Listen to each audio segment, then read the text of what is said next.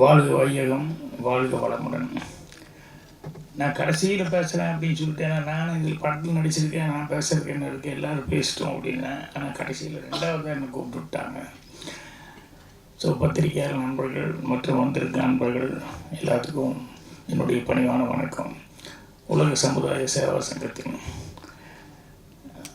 மரியாதைக்குரிய தலைவர் பத்மஸ்ரீ மயிலானந்தம் ஐயா அவர்களுக்கும் மற்றும் அவர் கீழே வந்து அவருடைய அழைப்பை ஏற்று வந்து இந்த விழாவை வந்து சிறப்பித்த மரியாதைக்குரிய அமைச்சர் அவர்களுக்கும் அப்புறம் துணைத் தலைவர்கள் இருக்காங்க, வரவேற்புரை நாகராஜா இருக்காங்க, இன்னும் நிறைய பேர் அரங்க அவர்கள் எல்லாமே இதில் கலந்துக்கிட்டவங்க, எங்களுடைய சினிமாவை சேர்ந்தவங்களும் நிறையா பேர் இருக்காங்க.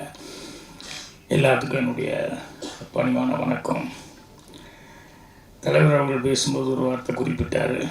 என்னென்னா, சொர்க்கம் நரகம் ரெண்டுமே இங்கே தான் இருக்குது, மண்ணில் தான் இருக்குது அப்படின்னு. உண்மைதான். ஏன்னா சொர்க்கத்துக்கும் நரகத்துக்கும் வாசல் ஒன்று தான், அது நம்ம வாய் தான்.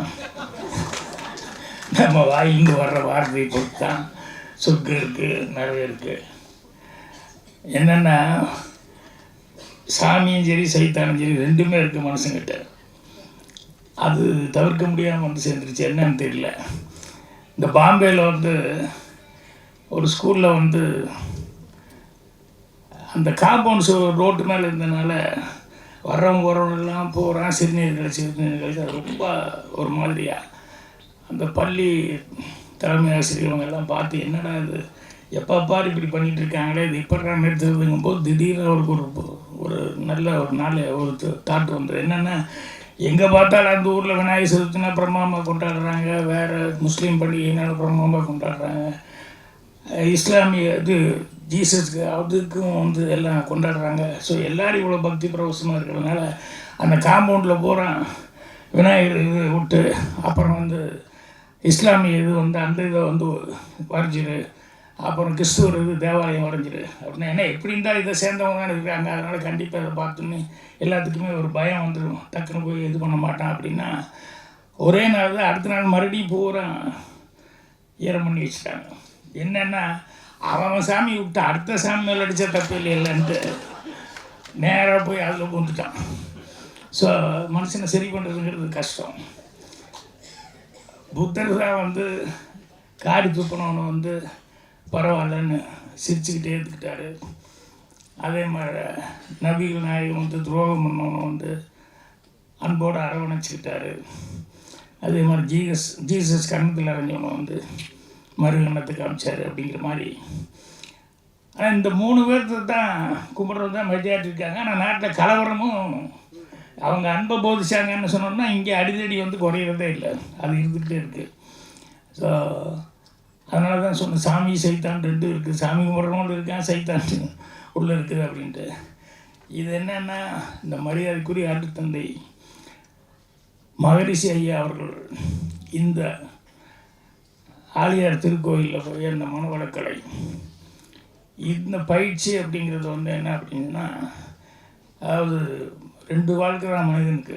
ஒன்று வந்து தனக்காக வாழ்கிறது ஒரு வாழ்க்கை, அடுத்தவங்களுக்காக வாழ்கிறது ஒரு வாழ்க்கை. தன்னுடைய வாழ்க்கை பிறருக்காக அர்ப்பணித்து அடுத்தவங்களுக்காக வாழ்கிறது இந்த 2வது கொஞ்சம் கஷ்டம். ஏன்னா தன்னிறைவு அடைஞ்சால் தான் எல்லோரும் போய் எல்லாம் செய்ய முடியும். ஆனால் தனக்காக வாழ்றதா சிறப்பாக வாழ்ந்துக்கணுமே அப்படிங்கிறது இந்த மனவளக்கலை. நம்ம உடம்பு நம்ம மனம் அதை கரெக்ட் பண்ணிக்கணும் அப்படின்னு சொல்லிட்டு அதுக்கு ரொம்ப எளிய முறையில் தான் இதை பண்ணியிருக்காங்க. ஸோ இந்த மனவளக்கலை இருந்தது அப்படின்னு சொல்லி சொன்னோம்னா கண்டிப்பாக வந்து நம்ம உடம்பு சுத்தமாக இருக்கும், ஆரோக்கியமாக இருக்கும்.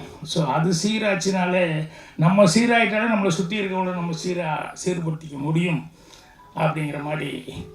இது எனக்கு நான் வந்து நடிக்கணும்னு சொல்லி டைரக்டர் சுப்பிரமணிய பாரதி வந்து கேட்கும்போது இதை முதல்ல என்னென்ன தெரிஞ்சுக்கிட்டு அப்புறம் செய்கிறேங்க, ஒன்றும் தெரியாமல் அங்கே வந்து நடி அப்படின்னு சொன்னோம்னா எனக்கு ஒரு மாதிரியாக இருக்குங்க. அப்புறம் தாம்பரத்துலேருந்து இந்த இதை சேர்ந்தவங்க வந்து எனக்கும் பூர்ணிமாவுக்கும் வந்து ஒரு வாரம் பயிற்சி கொடுத்தாங்க. அது பத்தாது, இருந்தாலும் என்னன்னு தெரிஞ்சுக்கிறதுக்கு வந்து ரொம்ப உபயோகமாக இருந்தது.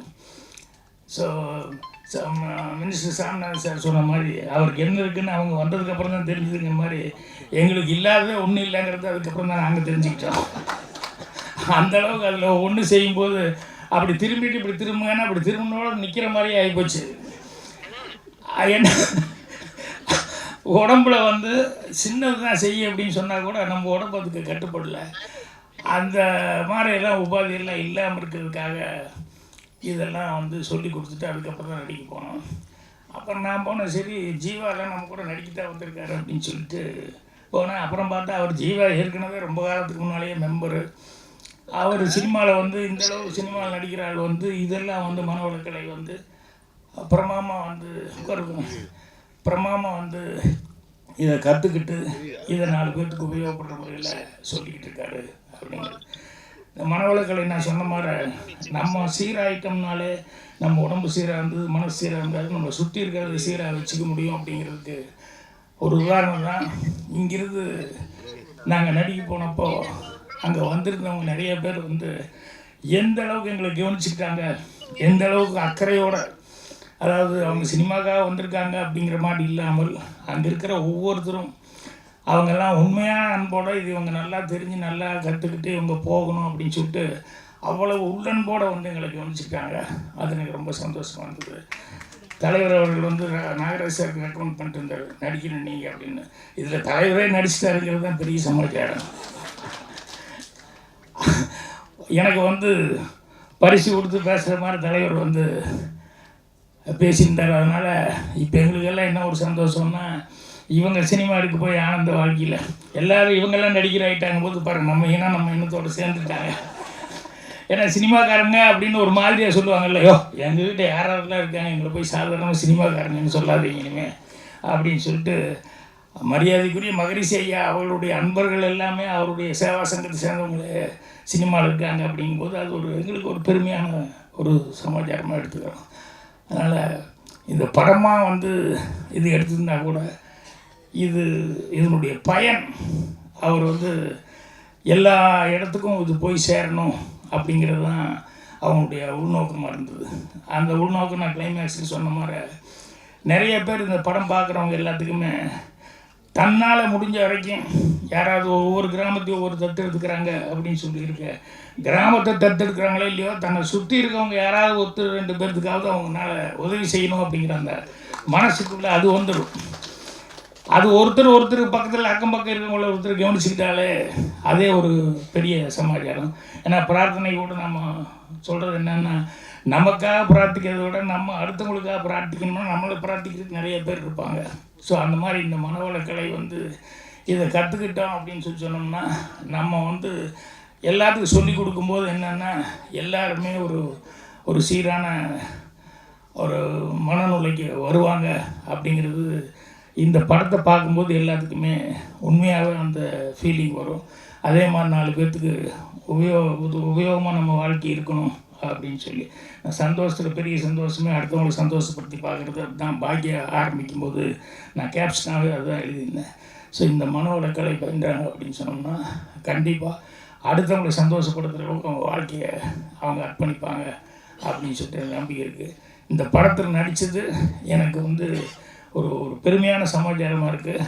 2வது இவ்வளோ உபயோகமான ஒரு சமாச்சாரம் இது வந்து நீ அவர் சொன்ன மாதிரி உலகம் பூரா இருக்கிற தமிழர்கள் எல்லாத்துக்கிட்டையும் போய் சேர்றது. தமிழர்கள் மட்டுமல்ல, மனிதர்கள் எல்லோரும் இதை பார்த்தாங்கன்னா மொழி மாற்றம் செய்யும்போது இதனுடைய பயன் என்ன அப்படிங்கும்போது எல்லா லாங்குவேஜ் இப்போவே நம்ம பார்க்குறோம். யோகா கற்றுக்கிறதுக்கு அங்கே இங்கே நிறைய இடங்களில் பார்த்தீங்கன்னா ஃபாரினர்ஸெல்லாம் நிறைய பேர் வந்து எல்லாருமே வந்து கலந்துக்கிட்டு எல்லாம் பண்ணிக்கிட்டு இருக்காங்க. ஸோ அதனால் இந்த ஆழியார் திருக்கோயிலில் சொல்லிக் கொடுக்கக்கூடிய இந்த மனவளக்கலை அப்படிங்கிறது அருட்தந்தை மகரிஷி அவர்களுக்கு அது வந்து எல்லாத்துக்கும் வந்து இது பண்ணி கொடுத்தது. உலகம் பூரா போய் சேர்ந்து எல்லோரும் பயனடையும் அப்படி சொல்லி கேட்டுக்கிறேன். மீண்டும் ஒரு முறை வந்திருக்கவங்க எல்லாத்துக்கும் என்னுடைய பணிவான வணக்கம் தெரிவிச்சுக்கிறேன். நன்றி, வணக்கம்.